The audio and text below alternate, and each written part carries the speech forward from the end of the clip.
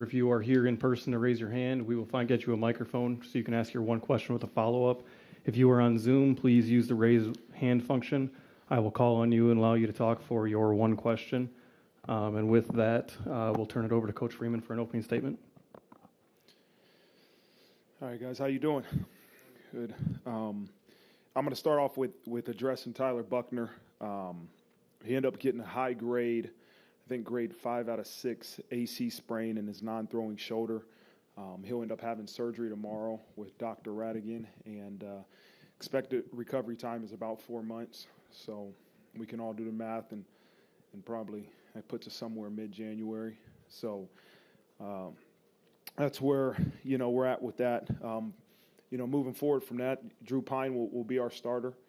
And as I said, when we addressed the quarterback competition in fall camp, I had the utmost confidence in both of those guys being able to lead our offense and lead this football team. So we are still very positive and optimistic about our future moving forward, and following in with Drew Pine as leading our offense. And I'm excited for his opportunity and what he's going to present to our football team. And, obviously the last 36 hours has been, a reality check for all of us, from the coaches, the head coach, to the assistant coaches, to our players, and doing a deep evaluation of everything we're doing, and to really try to figure out what our issues are. And I think I said this after the game, it is execution. It's executing, but I think more than that, it's focusing on, the entirety of the game. And I think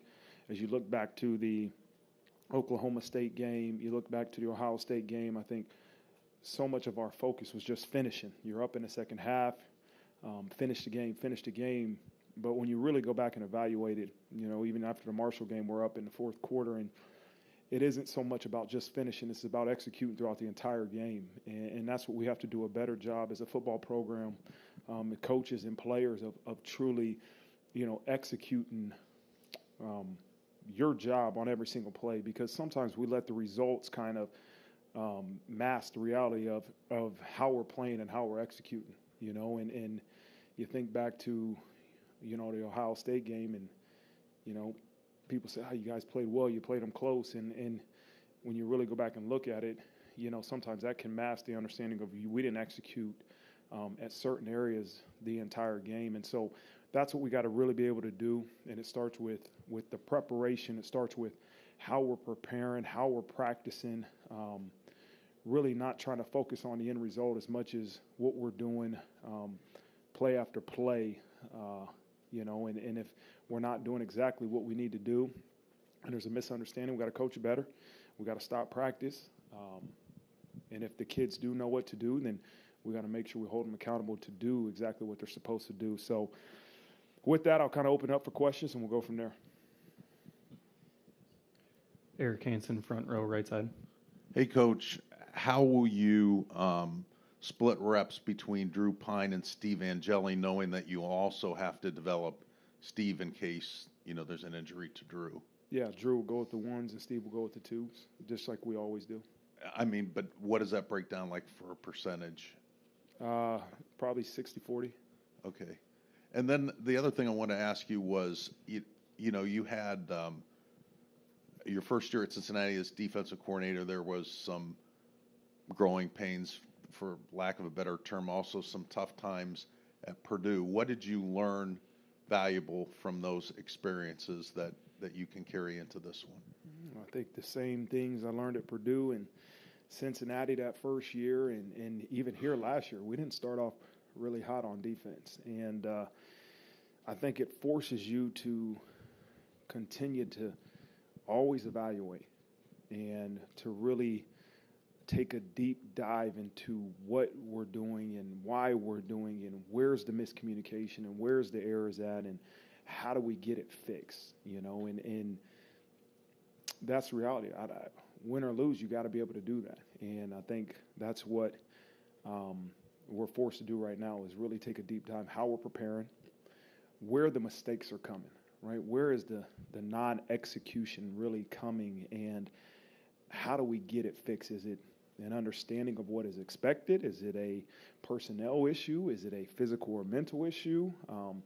Those are the questions we have to ask as coaches, and we have to look at ourselves first and say, where is the misconnection, the miscommunication from us, the vision we see as coaches, to the execution of it from the players, and really find a way to make sure by consolidating things or by, teaching them in a better way.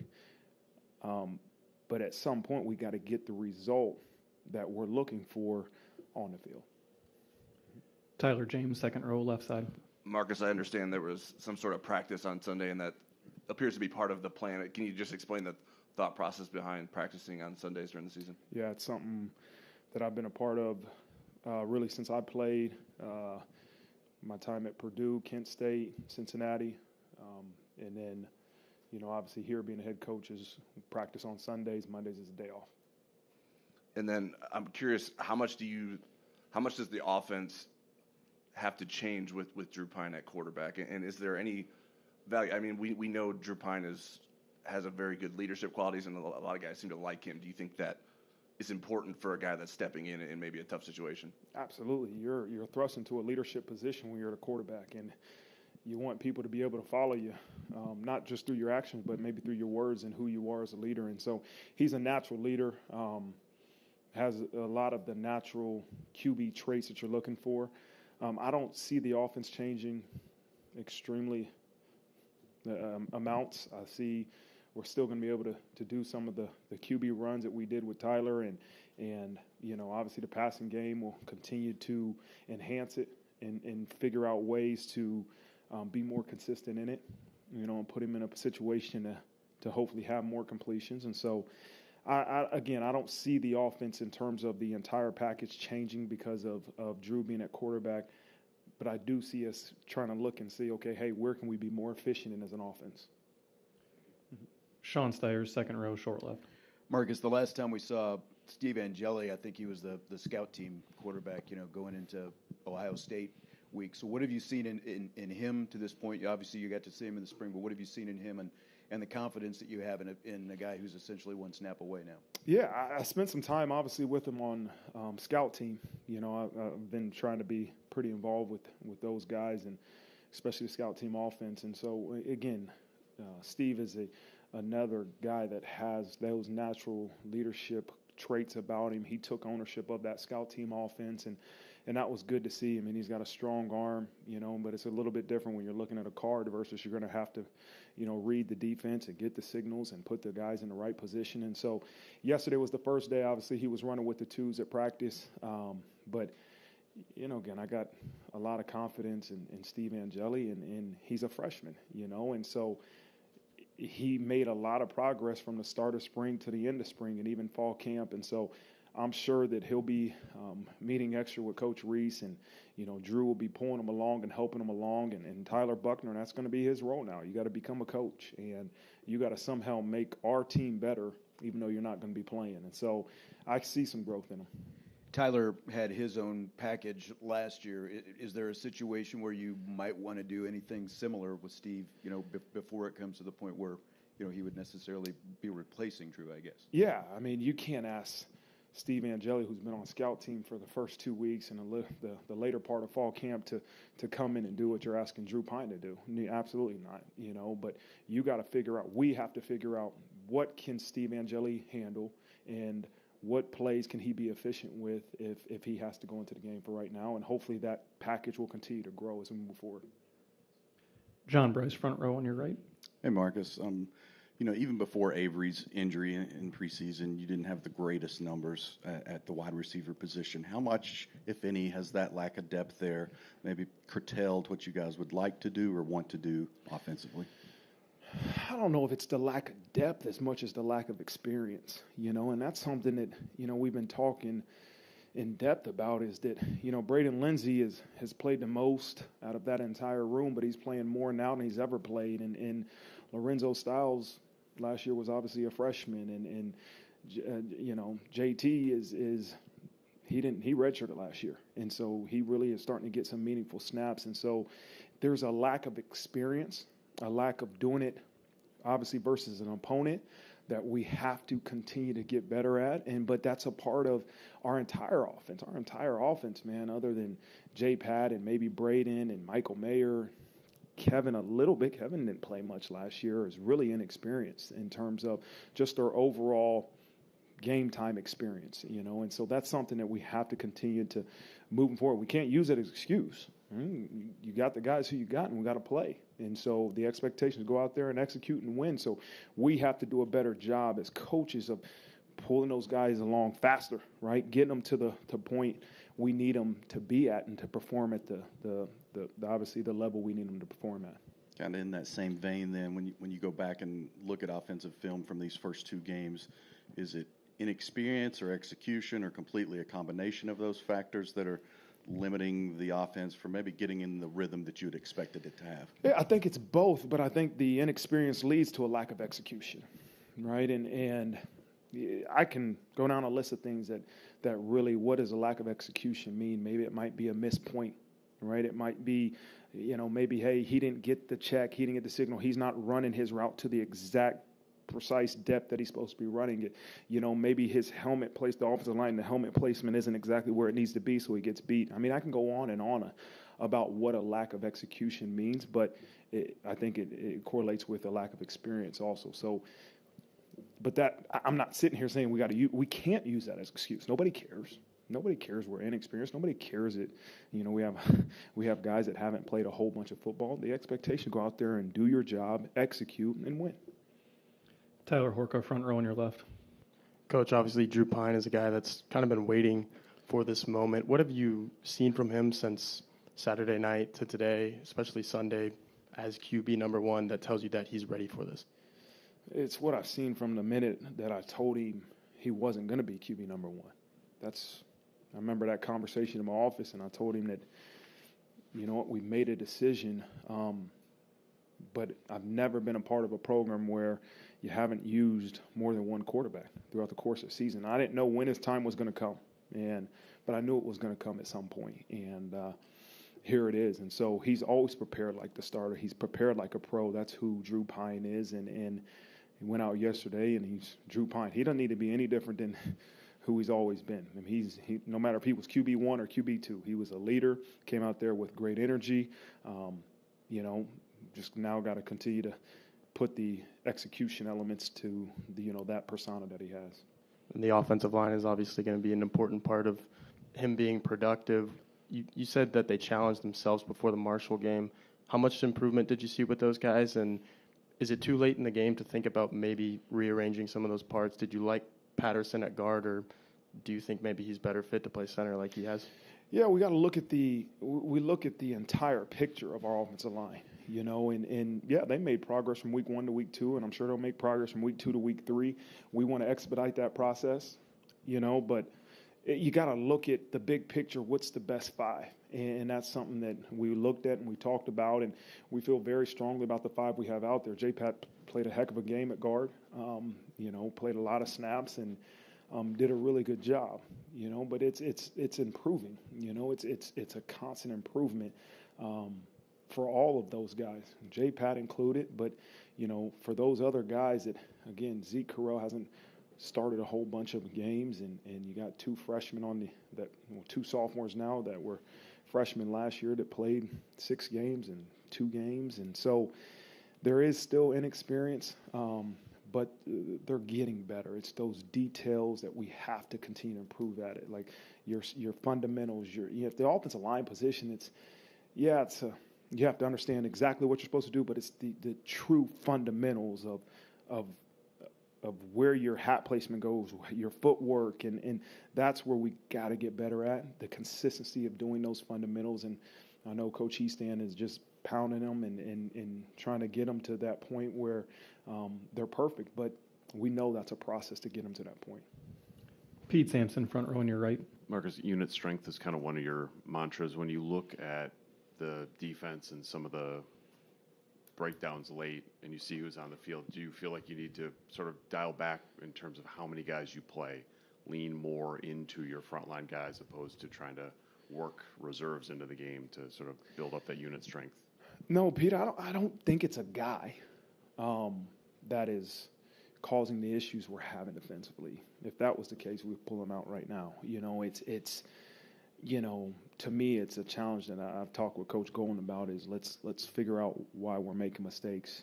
If he didn't do, hey, he was supposed to do this and he didn't do that, then we got to make sure that we consolidate our package so that there's, less mental errors. But if you really look, that last drive of the game when they went 95 yards, you got, they converted on 3rd and 8, and Ramon kind of just lost the tight end. It's a backed up situation, so maybe they're going to run the ball. He kind of lost the tight end that he had man-to-man. They converted there.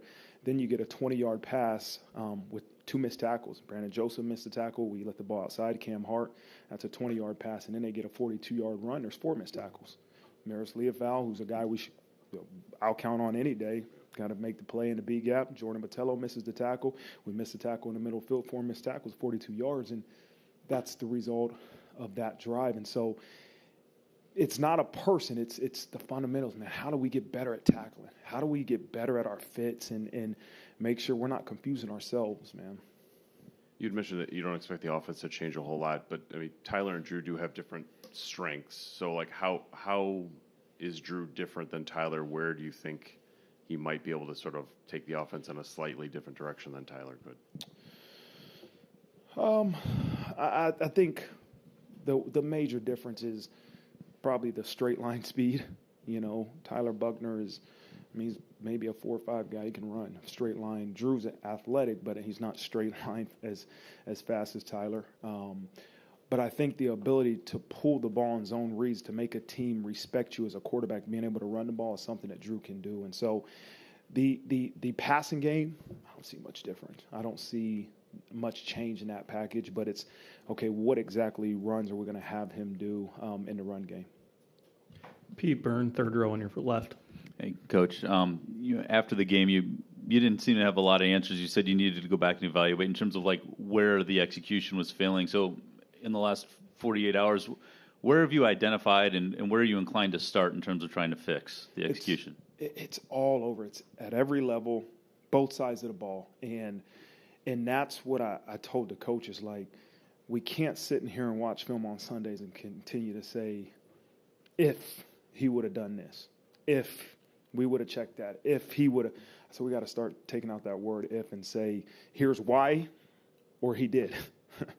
Here's why he did that, or he did do exactly what I told him to do. And that's a challenge to our coaches that, we can't just keep coming in here on Sunday saying if Johnny would have done this, we would have been in a better situation to execute. And so we have to get our guys to execute exactly what we want them to do. And that means take a hard look at yourself and say, okay, if he's not doing exactly what I want him to do, there's a miscommunication. There's a misunderstanding of what we need him to do. And so it all starts with us. It starts with us as teachers, evaluating ourselves, evaluating the way we're teaching, evaluating the expectations and the standards we have. And then our players got to be accountable too.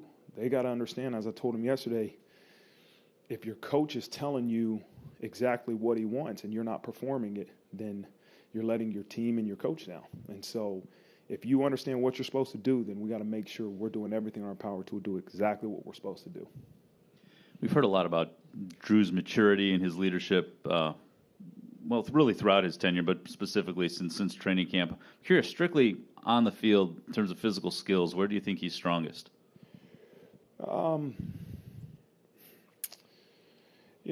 don't know. I mean, he's got a strong arm. I believe in that. Probably the best is decision making. I hope that's what you got to hope out of your quarterback. Do they make the right decisions? Do they take care of the football? And do they make plays? And I think he does make the right decisions, and we have to put him in a position to make the right decisions. And so that's, to me, what I hope that we see out of Drew Pine as we move forward. Makes the right decisions, take care of the ball, and then the third part will happen, the making the plays part. Tim O'Malley, 3rd row on your right. Coach, I know the running backs are tied to the offensive line's performance, but a guy like Chris Tyree, your most experienced runner, if he's not a 20 carry a game guy with his skill set, is there a way to get him more involved than, I think, 9 carries, a couple targets over 2 games? Yeah, we got to try to find ways to get the ball in his hands. With Chris, it's unique because he played more plays than the other running backs, but you're using him at so many different positions, at wideout, using him at slot, using him at running back. And so he's a guy that we know has to be on the field. I think we got to find ways to get the ball in his hands because he's a playmaker. And we'll find ways to do that. Like you said, I believe he's a guy that makes plays with the ball in his hands. And it's certainly a position that the hot hand can take over during a game. Do you like the committee approach? Do you want to try to settle it on one, or are you just happy to settle it on one each game when you see a running back kind of emerge that game? Yeah, I think at some point we'll say who's the hot hand, but they all have separate packages. The things you do with Chris Tyree, you're not always going to do with Osric. And, Logan Diggs, he's also, to me, a threat in the pass game, can do some different things. And so I think they all have their package. You're going to need them all. Nowadays of using 1, maybe 2 running backs, it just doesn't happen. The ability to roll those guys and you play 80 plays on offense, and the ability to have a stable of guys that can come in and get the job done is important. But, again, if there's a guy that might have the hot hand, we got to keep him in there. Well, Tim Priester, third row on your left. Marcus, I imagine that you met with the leadership of your team and the captains. Can you give us an insight into some of the feedback between you and them? Yeah, the biggest thing was this is where we'll need our leadership the most, in that, the true culture of your program shows itself when things are hard, right? And that's what I challenge those guys, and I challenge them in the locker room, is like, we talk about our culture, we talk about what type of program we have, but we'll really see it right now when things are hard, and everybody probably outside that locker room is feeding different things to you, and I said that's where we got to be strong, because probably 1 or 2 things are being said to you, either that, hey, you're doing your job, the rest of your team and your coaches stink, or, you stink. You all stink. And so neither of those things really are going to help us win. And so for us to really stay locked in to that football facility, lead each other, lean on each other, that's what we need the most right now. When things are tough, we need our leaders to really, really keep the culture going. You've played a lot of guys on both sides of the ball, so there's only so many buttons that you can push. But I wonder, after 2 games, are there any players that you collectively said as a staff, he needs to play more, or he needs to play less, he's on the field too much? No, I don't think we've said anybody needs to play less. But if you got to evaluate, if a guy's not getting the job done, then we got to figure out what do we have to do to make sure he gets the job done or get him off the field. And I'm not saying there's a guy that's not doing that yet, but there is guys that we have to make sure that they do exactly what they're coached to do. But no, I think we're playing the right guys. We just got to get them to do exactly what we want, and we got to figure out as a coaching staff what exactly can they do. Mike Borodino, second row short right. The idea of takeaways was such a big aspect of the identity last year. It seemed to happen in droves this year, that you're still waiting for the first one. What are the subtle factors maybe that the people don't consider that need to be there, that lead to takeaways that you see missing through 2 games? It's disappointing. Nobody's more disappointed than Coach Golden, because that's a big emphasis for our defense. But takeaways are created through pursuit to the football, through intentional actions of trying to get the ball out, getting your hand up as D lineman, and be in a position when guys throw the ball to make a play. It's just, it's not happening. So we have to be even more intentional. You can't just sit here and wait for it to happen. That's what you're insane if you think it's just going to happen. The good Lord's going to start giving you takeaways. No, you got to be intentional and practice about it. And that's kind of been something I evaluate, is not only in takeaways, but everything we're doing. I kind of went back and watched practice and say, okay, are we making mistakes in the game that are occurring in practice? And, takeaways is one of those things. How many takeaways are we getting in practice? Are we really emphasizing it the way that we say of how important it is to us? And so that's an evaluation thing. We got to emphasize it even more in practice. And it's got to be consistently on our guys' mind as we pursue to the football. And then just a couple of health updates. Chris Smith, we saw leave after the one play, and I was going to ask about maybe an update on Payne, McPherson, and then we saw Evans and Price were out of the boot. Any updates? You're going too fast. Okay. Yeah. So Chris, let's start with one at a time. There. Chris Smith. Yeah, he had a hyperextend his elbow. He was practicing yesterday. He'll be in a brace, but he'll be good to go. Is Payne available to you? Jabron Payne? Yeah. He is, okay. Yeah. And then McPherson with that groin? He's still out right now. Yeah. And then maybe some good news on Evans or Price being out of the boot. Are they? Yeah, they're both out of the boot, not cleared. Mitch is going to be a lot closer than Price, JD, but Mitch is still, he just got a boot probably a week ago. He's still working his way back. Probably in the next, I would say, 3 weeks, hopefully you see more of Mitchell Evans. Patrick Engel, front row on your left. Marcus, when you talk about like looking at everything and examining everything, how concerned or not are you about just being like that leading to being able to find quick fixes, or is looking at everything kind of a process that takes more than 1 week, even though it's trying to get out of the 0-2 hole pretty quickly? Yeah, it's not. Listen, this is what I really focused on yesterday is like, let's stop worrying about the end result. Let's stop worrying about finishing the game. Let's stop worrying about trying to get this first. Just focus on play after play. Are we executing or are we not? Because at the end of the day, man, if we take care of what Notre Dame's supposed to do, we're going to be really successful. If we do exactly what we're supposed to do every single play, we're going to be really successful. And that's what we got to focus on. And I think starting with me, I put too much emphasis on just finish the game. Let's finish this. Let's get our win. Let's get a win. And that takes care of itself when you do your job every single play. When you do your job every play and you execute every single play, that end result takes care of itself. And so that's what I just got to continue to focus on, man, is execution. One play at a time. Once that play's over, move on to the next play. Did I execute or did I not? If I didn't, let's figure out why. I know it's only one practice, but mentioning that being the focus instead of just finish the game, finish the win, how did that kind of change messaging or planning in yesterday's practice? You know, I don't know if I've ever got up there and said that's the focal point, you know, for today's practice. But that's what it was yesterday, and that's what I told the guys in the team meeting was usually get up there and say, here's our keys to victory. Did we do them or did we not? And I said, guys, I can put up these keys to victory all I want. But at the end of the day, it comes down to this is about us. And this is about us executing every single play. And that's what our focus has to be. And I think it was intentional from me, but I think you could see our players at least talking about it yesterday. It wasn't, a Sunday practice after a loss isn't going to be a lot of fun. And but the focus has to be the focus. And for yesterday, it was execution. We'll go to Zoom for our next question. Andrew Mentok.